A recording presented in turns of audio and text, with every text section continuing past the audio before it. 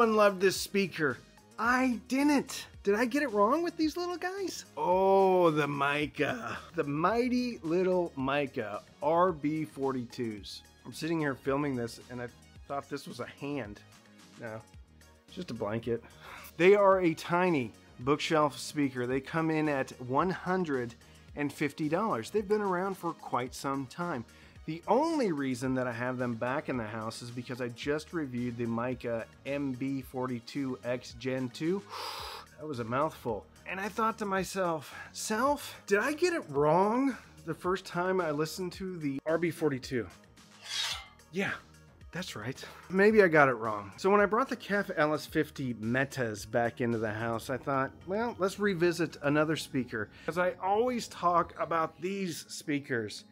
These right here, the Sony SSCS5, the ELAC BS41. We're going to be talking about the RSL CG3Ms. In essence, this is going to be kind of a best speaker under $150 vid. That's fun too, right?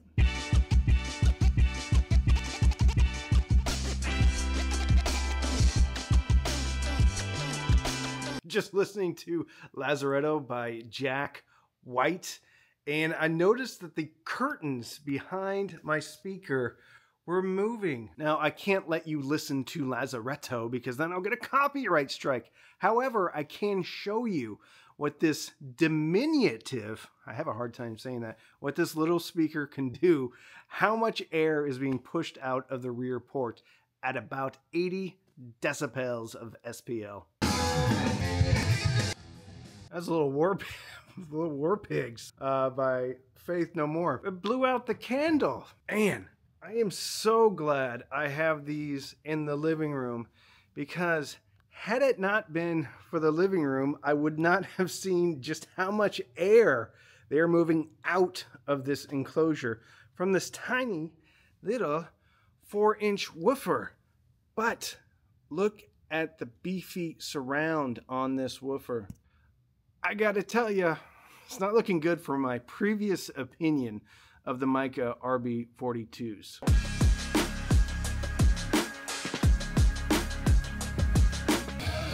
Seven Dust, Waffle.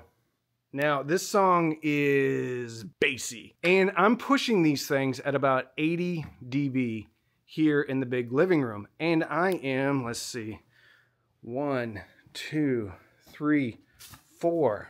That's 4 football yards. So that's 12 feet, my friends. In my giant living room, they're starting to bottom out just a little bit. But we need to be reasonable, though. This is like the size of a PlayStation 5 game. I mean, look at that. It's smaller than a Paw Patrol DVD. It's not even, it's not even 2 Paw Patrol DVDs high. And the woofer is definitely smaller than a Paw Patrol DVD. Broad strokes with the sound. It's a little bit warm in, I don't know, lower mid-range. Now, I don't know if it's a little bit warm or maybe it's not as extended on top. I am running these off of the ever affordable Cambridge Audio Evo 150, the DeLorean edition, which puts out 150 watts into 8 ohms. I don't know how many into 4 ohms. This is a 4 to an 8 ohm speaker. I'm not at full tilt on the amplifier. It goes up to 100. I think I'm pushing about 85, 86. That's about as far as I think these speakers are gonna go. I had to get into the tone controls and I did bump 1 up on treble, +1. Bass, I left alone. With that one little adjustment, it did bring some air into things. It did bring a little bit of sparkle. These wake up the more power you have on them. If you're going to be running them at lower volumes in a desktop situation, you're probably going to have to use tone controls if you like things a little bit spicier, a little bit more exciting on top. If you want a warm-ish speaker, just leave them alone. They'll sound fine. Reminds me of the ELAC debut, the first generation, the Andrew Jones edition. Male vocals sound great. Not chesty, warm, a little touch of extra baritone in them. Johnny Cash sounded awesome. imaging is also great. Center image was coming straight out of my fireplace. Thought the center speaker was on. Had to check to see if the center speaker was on. It was not. There's no center speaker hooked up to a 2-channel amplifier. Anyway, ironically, these play better in a big room than they do in a small room. I think they're more at home playing loudly in a large room than they are on a desk playing quietly. Not saying you can't get them to sound good on a desk. I'm just saying they're not intimidated by a big room or a lot of power.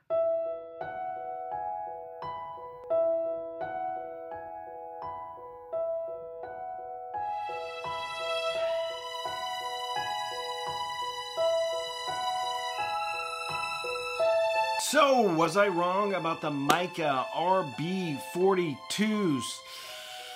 Well, yes, I think I was.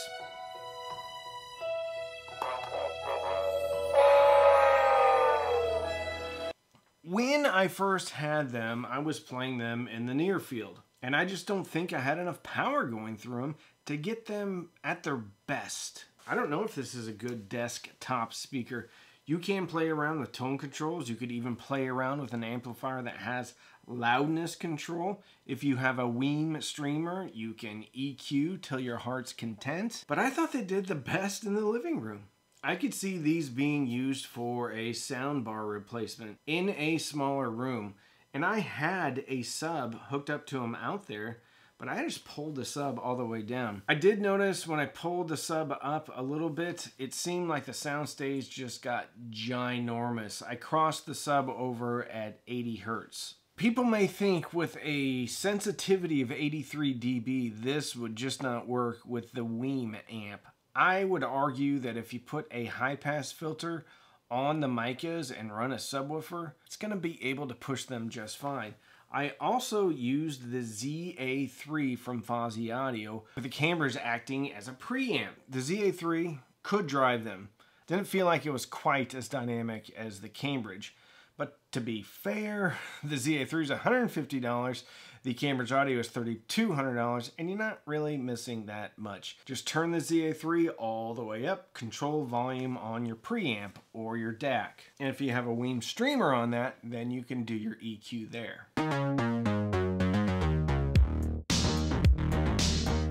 However, we said we were going to do a best speaker under 150. I think any of these could be the best speaker because they're all a little different. The speaker that was the most similar to the RB42 was the ELAC BS41.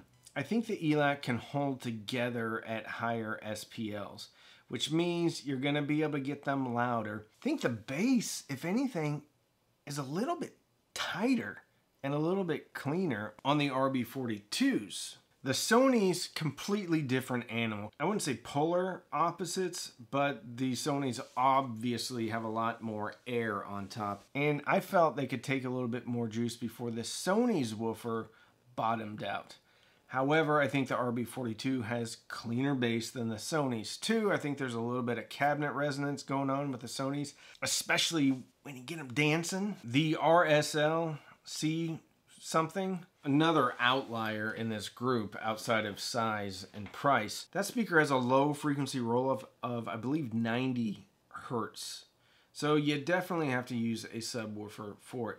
Extremely clean, flat, clinical sound signature. I see that as being an excellent height channel speaker for home theater, even a center channel speaker for home theater. If you don't have a ton of space, I've used it as a center channel. So if you want a speaker a little bit on the warm side and you can jazz it up with a little bit of tone controls, then I think you should take a hard look at the Micca.